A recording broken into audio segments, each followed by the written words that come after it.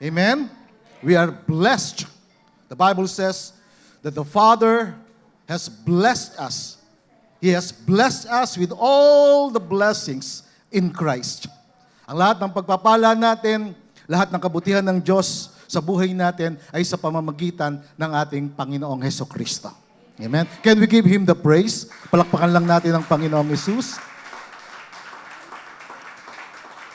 Purihin ang Panginoon. Welcome sa Acts Community Ministries. Isang masaya at pinagpalang umaga sa bawat isa po sa atin. Praise the Lord. The past 2 weeks, we began a series in the book of Ephesians. At ginawa natin yon para ma-enlighten po tayo. Kasi ang aklat ng Ephesians, yung letter po ni Paul sa Ephesians ay talagang napakataas ng revelation, ng knowledge, ng wisdom. And I pray that the Father, the God of our Lord Jesus Christ, the Father of glory, may give to us the spirit of wisdom and revelation in the knowledge of Him, in the knowledge of Jesus Christ. Na makita mo yung identity mo sa Kanya. No? Na malaman mo yung position mo kay Kristo. Kung ano ka kay Kristo, ma-enlighten ka. That the eyes of our understanding be enlightened. Maliwanagan tayo. Maliwanagan yung ating pagkaunawa na maintindihan mo yung pag-asa ng Kanyang pagkatawag. Amen?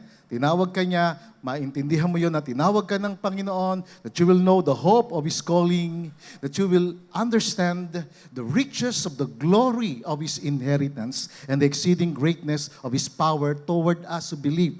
No? Makapangyarihan ng Diyos na pinaglilingkuran natin, tumingin tayo sa Kanya, set your minds on things above, focus your eyes on Jesus, the author and the finisher of your faith, of our faith.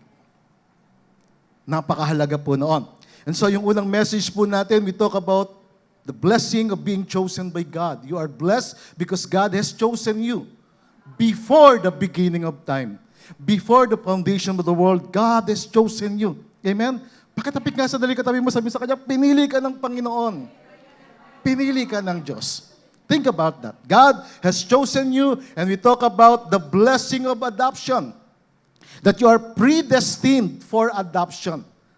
Imagine, wala pa tayo sa mundo na ito, wala ka pa, no?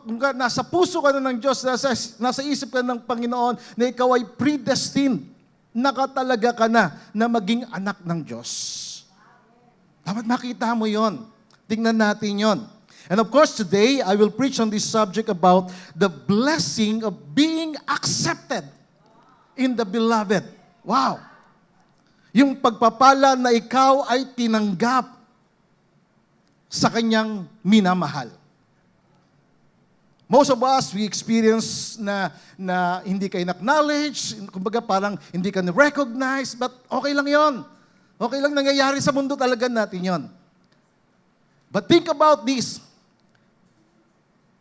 You are accepted in God. You are God's beloved. And I pray this morning that the Lord will enlighten you na maintindihan mo na ikaw ay tinanggap niya. Hindi ka ni-reject ng Diyos. Kumbaga, hindi ka niya binabaliwala. Ikaw ay Kanyang tinanggap para sa Kanya. So para maliwanag nating maintindihan ito, na maunawaan mo na ikaw ay tinanggap niya, na ikaw ay isinama niya sa Kanyang minamahal, let us proceed to the Word of God. Ephesians chapter 1, verse 3. Let's begin doon sa verse 3 kasi napakaganda ng verse 3. Lagi po tayo diyang mag-uumpisa. At ang sabi diyan, purihin ang Diyos at Ama ng ating Panginoong Hesukristo na Siyang nagpala sa atin. Past tense yun. He has blessed us. Siya'y nagpala sa atin ng bawat pagpapalang espiritual sa kalangitan at ito ay sa pamagitan ni Kristo. Amen? Yung blessing mo, yung pagpapala mo, past tense yun, you are blessed already because of Jesus Christ. And verse 4, it says, ito ay ayon sa pagpili niya. Dahil pinili ka niya kay Kristo, pagpili niya sa atin kay Kristo, bago itinatag ang sanglibutan, upang tayo'y maging mga banal, walang kapintasan sa harapan niya sa pag-ibig. Verse 5, tayo ay itinalaga niya, tayo, bawat isa na sumampalataya nakipag-isa kay Jesucristo, ay itinalaga niya ng una pa upang ampunin sa kanyang sarili, upang kupkupin sa pamagitan ni Jesucristo, ayon sa kanyang kalooban. And verse 6, ito ay sa kapurihan ng kaluwalhatian ng kanyang biyaya na tayo, again, tayo. No? Kaya merong tayo eh. Tayo ay ginawa niyang katanggap-tanggap sa kanyang minamahal. Pakisabi sa katabi mo, tayo. Tayo ay ginawa niyang katanggap-tanggap sa kanyang minamahal. Sino po naniniwala sa nakasulat nito? Naniniwala ka ba ngayong umaga na ikaw ay ginawang katanggap-tanggap? Do you believe that God accepted you as God's beloved son, God's beloved daughter? Sino naniniwala doon? Ako'y naniniwala. At nakatingin ako doon, nakafocus ako doon, na ako'y tinanggap niya, at ako'y ginawa niya, inari niyang anak na isinama sa kanyang minamahal. You see, in the English version, it says, to the praise of the glory of His grace by which He made us. Think about this. God made us accepted in the beloved. He made us. Tayo ay ginawa niyang katanggap-tanggap sa kanyang minamahal. Now listen carefully. The word He made us in Greek is karito. No? Pwedeng charito, pero ang pronunciation niya sa Greek ay karito. Which means God looks over us with grace and directs us with His favor. Amen. Na ang ibig sabihin nun, when God made us, ang ibig sabihin nun, ang Diyos tumingin sa'yo. Tiningnan Kanya ng mayroong biyaya at ginagabayan Kanya, sinasamahan Kanya ng Kanyang favor. Pag sinabing favor, ito yung kagandahang loob ng Diyos. Ito yung kabutihan ng Panginoon sa iyong buhay. And the word accepted in Greek is also karito. Na ang ibig sabihin, to honor with blessings. Hindi lamang nakatingin ang Diyos sa iyo, o tumitingin ang Diyos sa iyo, sa kanyang biyaya, sa kanyang kagandahang loob, kundi ang Diyos ay nagpaparangal sa iyo o pinararangalan ka ng Diyos, ino-honor ka ng Diyos ng kanyang pagpapala. God the Father is the one who looks over us with grace and favor, then honors us with His blessings. Amen? Yun ang ibig sabihin nun. When the Bible says, He made us, He made you, accepted in the beloved. It says, God looks over you. Ang Diyos nakatingin sa iyo. You are the apple of God's eye. Nakatingin siya sa iyo at ikaw ay kanyang sinusubaybayan ng kanyang biyaya at ng kanyang kagandahang loob. Ng kanyang kabutihan. Tayo po na kumilala sa ating Panginoong Jesucristo ay tinanggap ng Diyos, ng ating Ama. Hindi sa pamagitan ng ating effort, ng ating mga ginawa.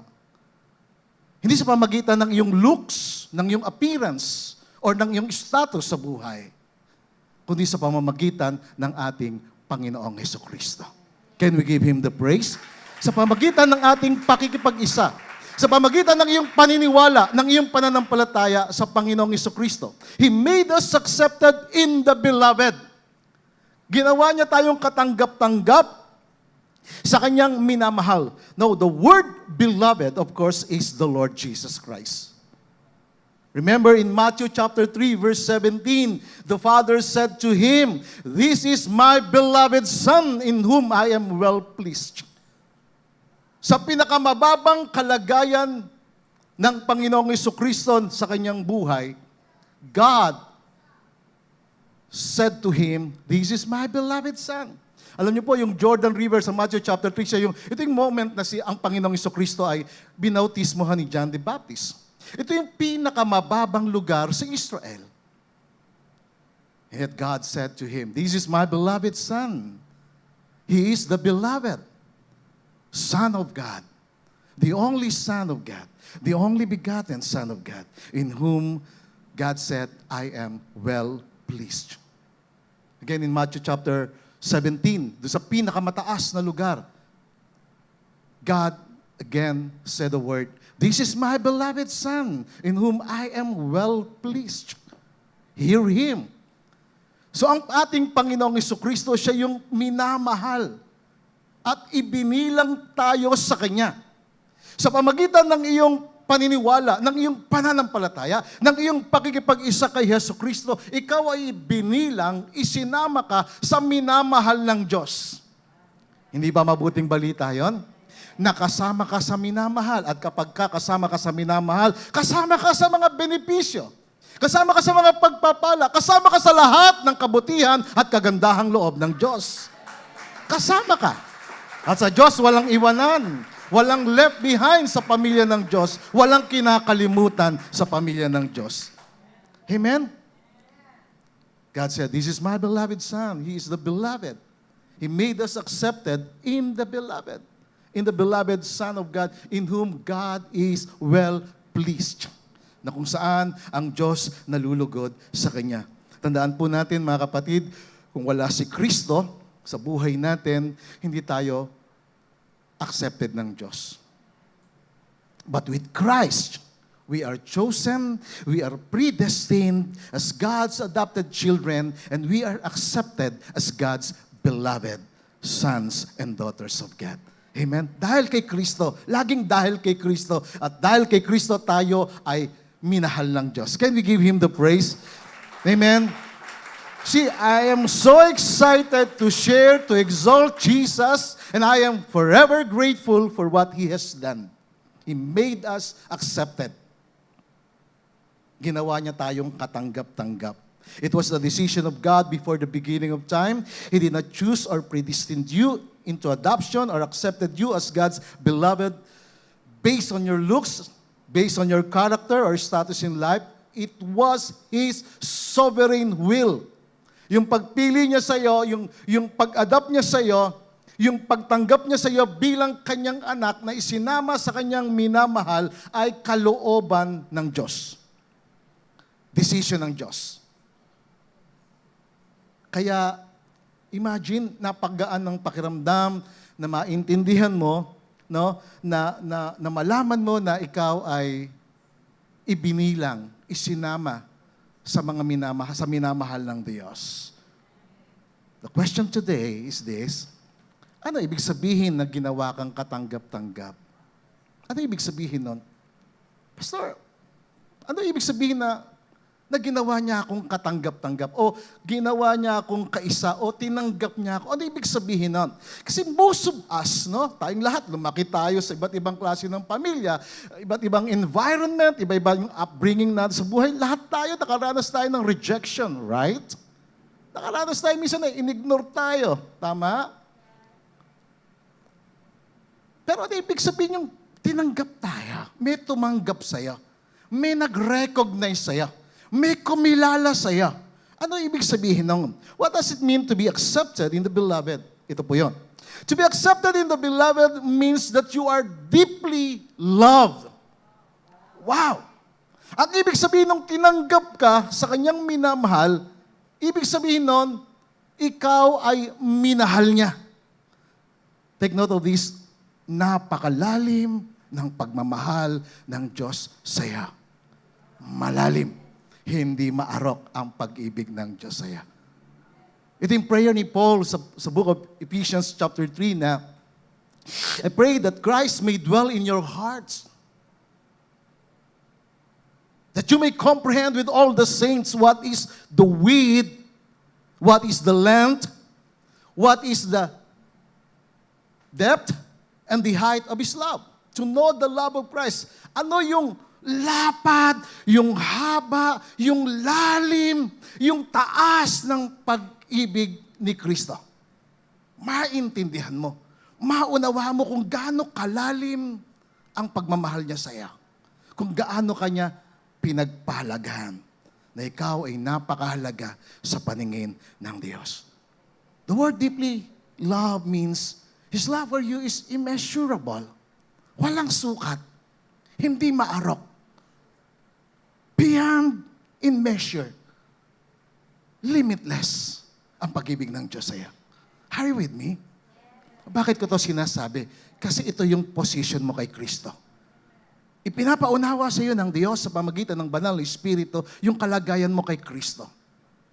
Na po pwedeng nireject ka, po pwedeng walang nagpahalaga sa iyo, po pwedeng hindi ka in-acknowledge ng tao, but in God, in Christ, you are very much accepted. Tinanggap ka niya dahil mahal ka niya. Amen? It says in Ephesians chapter 1, verse 6, to the praise of the glory of His grace, by which He made us accepted. Kasama ka dito. Nung sinulat ito sa Ephesians, the epistle in Ephesians, ito po ay letter sa mga hindi Hudyo. Ang mga taga-Epeso ay hindi Hudyo. Hindi sila kasama sa covenant ng Diyos.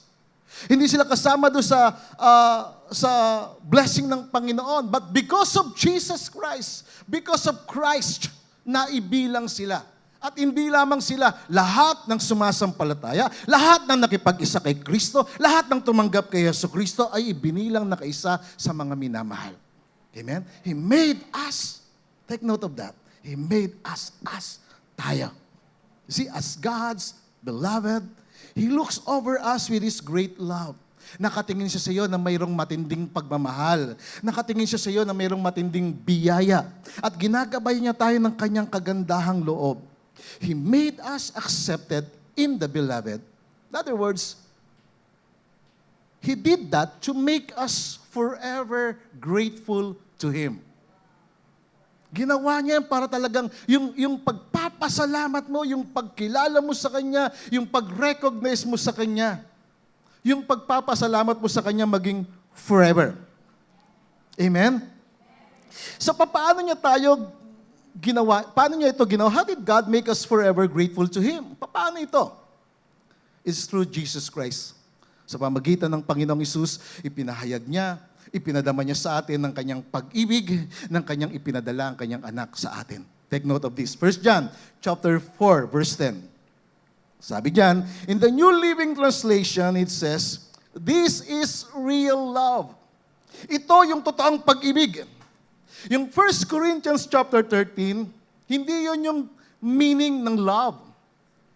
Kumbaga parang description lamang, pero hindi yun yung original meaning. The original meaning of love is that God loved us. It says, this is real love, not that we love God, but that He loved us. Past tense. He loved us. Minahal tayo ng Diyos and sent His Son as a sacrifice to take away our sins. Gaya nga sinabi kanina, di ba? Romans chapter 5 verse 8, nung tayong mga makasalanan pa, no, si Jesucristo namatay para sa atin dahil sa pag-ibig ng Diyos. Minahal tayo ng Diyos kahit na nung wala ka pa, kahit na nung ipinanganak ka pa, kahit na nung ikaw ay namubuhay sa kasalanan, minahal ka ng Diyos. Minahal ng Diyos lahat ng tao. Hindi lamang kayang mahalin ng Diyos ay ang kasalanan sa buhay ng tao. Pero lahat ng tao, minahal ng Diyos. Ikaw at ako, minahal ng Diyos. Ito ang totoong pag-ibig. May nagmahal sa iyo, may nagmalasakit sa iyo, may nagsakripisyo para sa iyo, may nagbayad ng iyong mga kasalanan. May nagbayad ng aking mga kasalanan upang ako'y mamuhay o mabuhay sa isang matuwid na pamumuhay. May nagbayad. You see, to be accepted means that you will not stand before God in any righteousness of your own.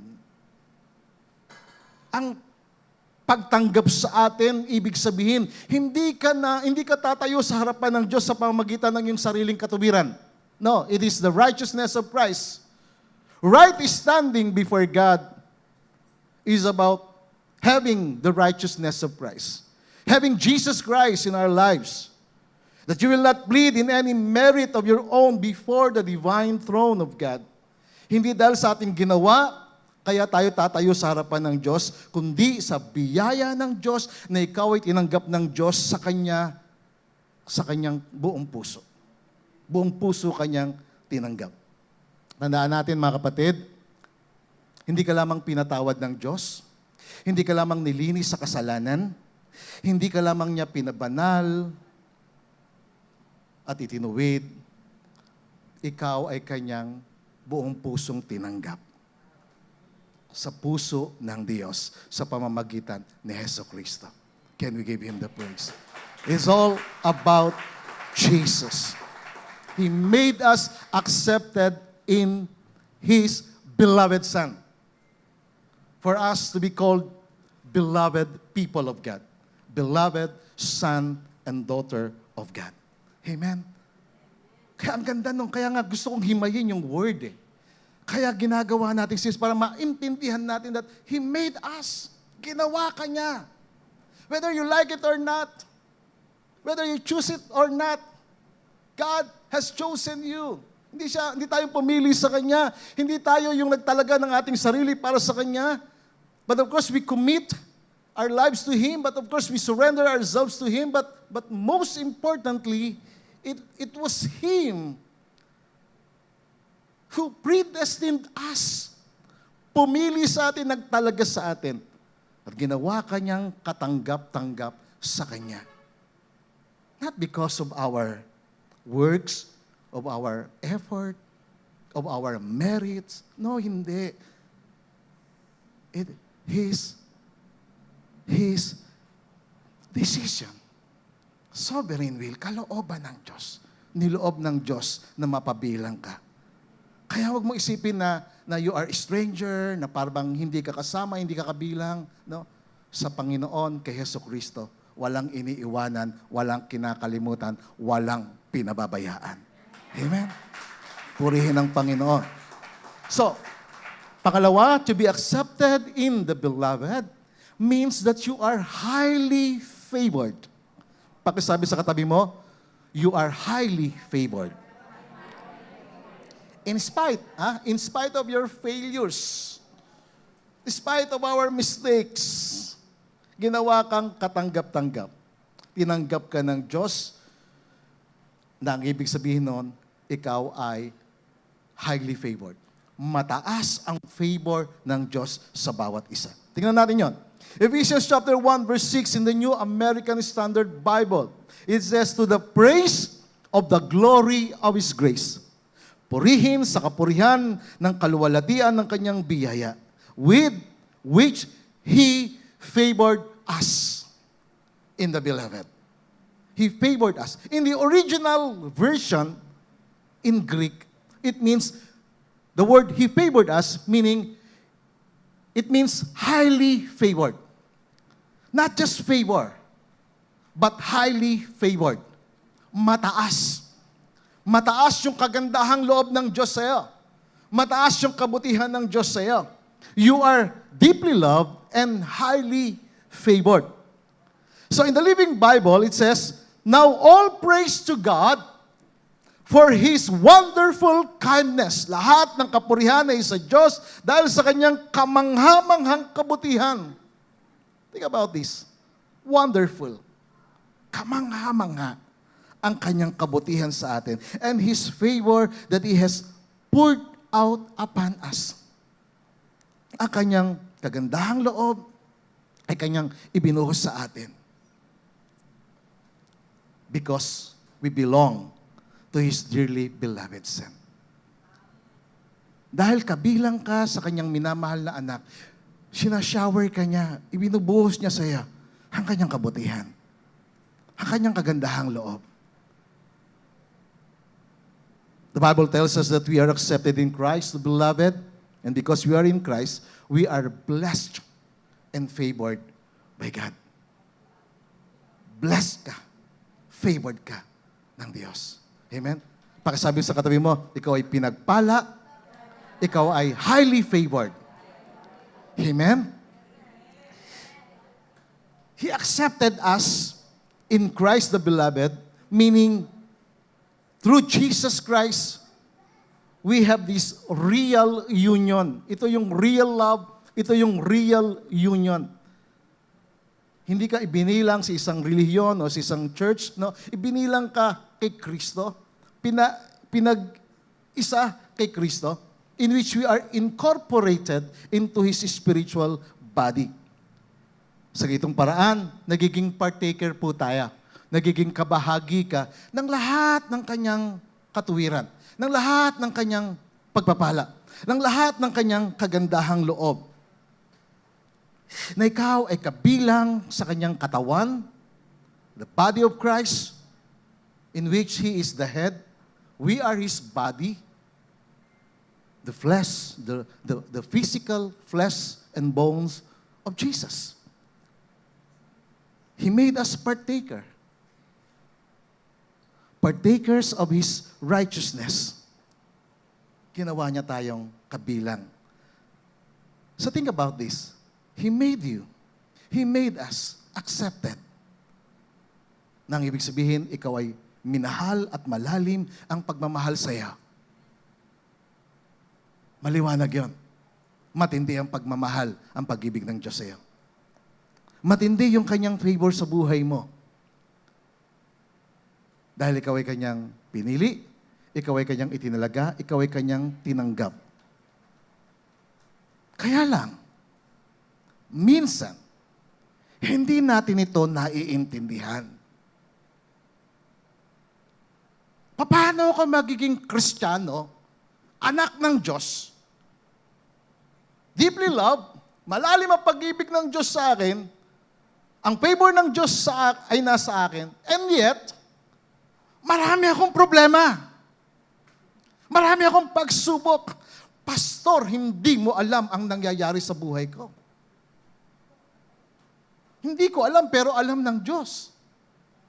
So, paano natin masasabi na pinagpala ka, highly favored ka, and yet, you have problems. Ang dami mong bayarin, ang dami mong pinagkakautangan. Amen?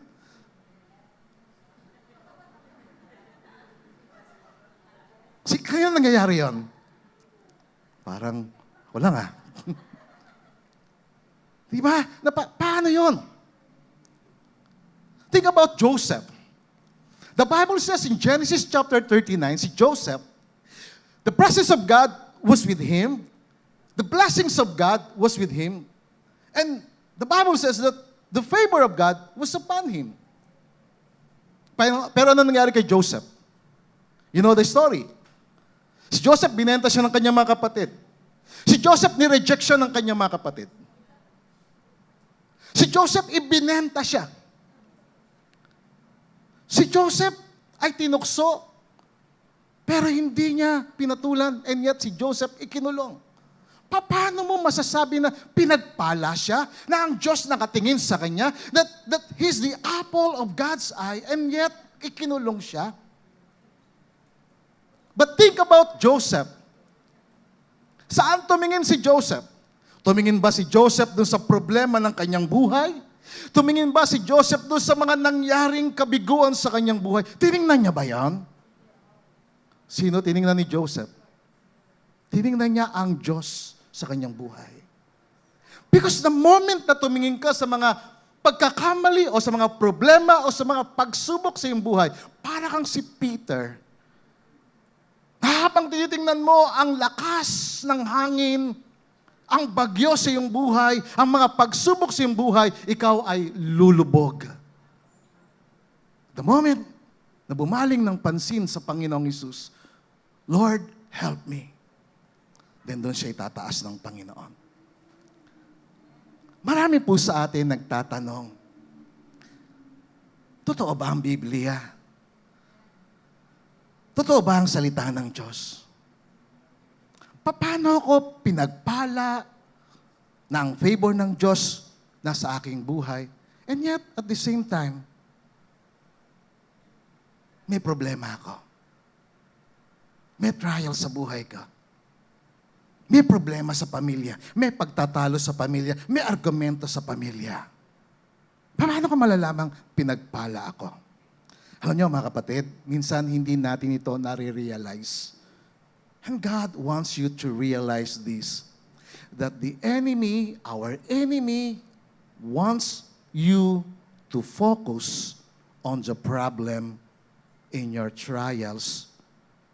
Sa lahat ng pagsubok, sa mga challenges, sa krisis ng iyong buhay. At dahil doon, nagiging complainer ka na. Pag tumingin ka na sa negative side ng buhay mo, magko-complain ka lagi. Magre-reklamo ka lagi. At ang resulta nun, di ka na magpupuri sa Panginoon. Magiging malungkot ka na. Why? Because you dwell in the negative side of your life. Hindi ka na maniniwala, hindi ka na magbabasa ng Bible, then you will always see the negative things in your life. But, in reality, while the problems and the trials are going on, at the same time, you are still blessed, deeply loved, and highly favored. Hindi nagbabago yun. Are you with me? Ang nagbabago lang, ikaw. Kanino ka tumitingin? Kanino ka nagdidwell? Most of us, the reason why ang spiritual life natin, tataas tayo, bababa tayo, tataas. At ang growth natin ay hindi stable because most of the time, we dwell on the negative side of life rather than on God's love and favor sa iyong buhay. Hindi nagbabago ang Diyos sa'yo. Hindi nagbabago ang Diyos. Tayo ang nagbabago. Pakitapik mo ang katabi mo, magbago ka na. Amen.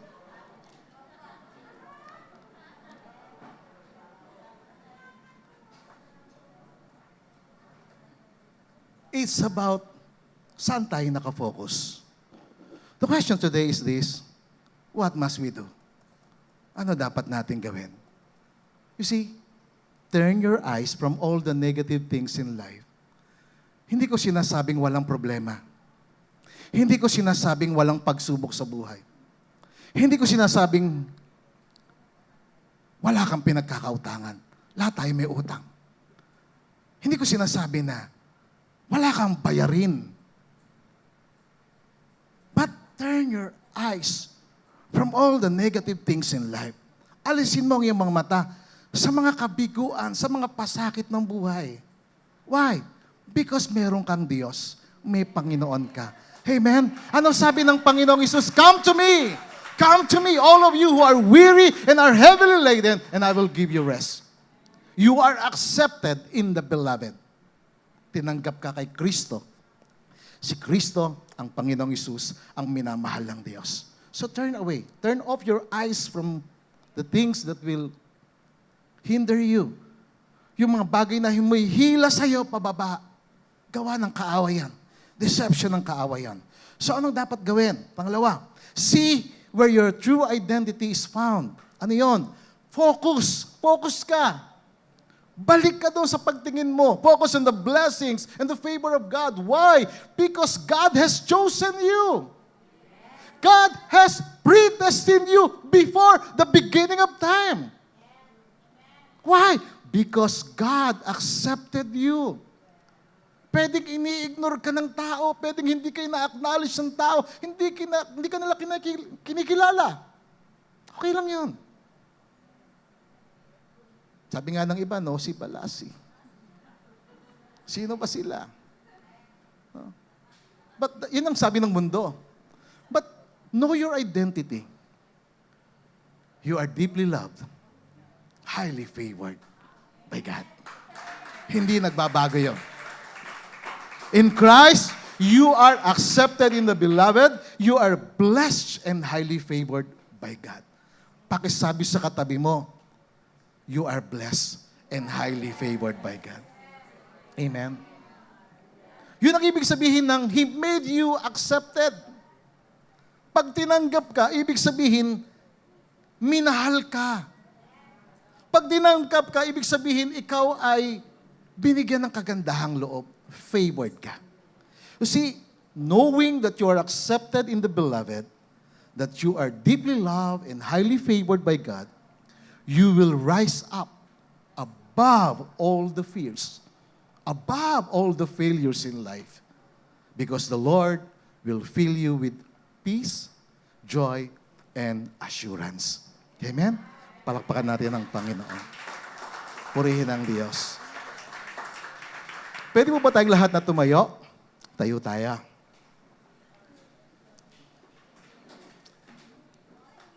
Taas natin yung kanang kamay natin. At ang kanang kamay na ito, lagay natin dito sa puso natin. Sabihin natin ang mga itong salita. Hindi man ako tinatanggap ng tao. Hindi man ako ina-acknowledge ng ibang tao. Pero kay Kristo, in Christ, I am God's beloved. I am deeply loved. I am highly favored. I am clothed with His righteousness. And I am a member of His body, of His flesh, and of His bones.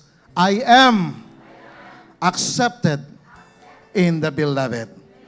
I am God's beloved.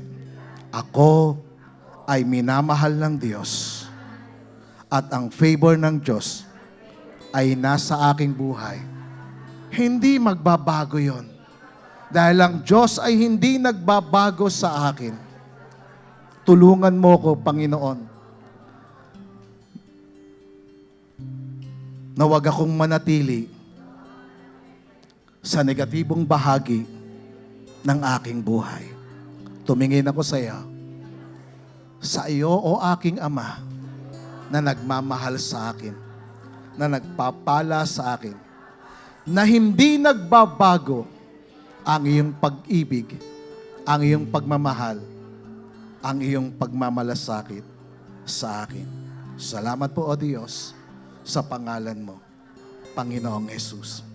Maghari ka sa aking buhay. Amen. Amen. Praise the Lord. Lord, salamat po. Come on, let's praise Him. Palakpakan natin ang Panginoon.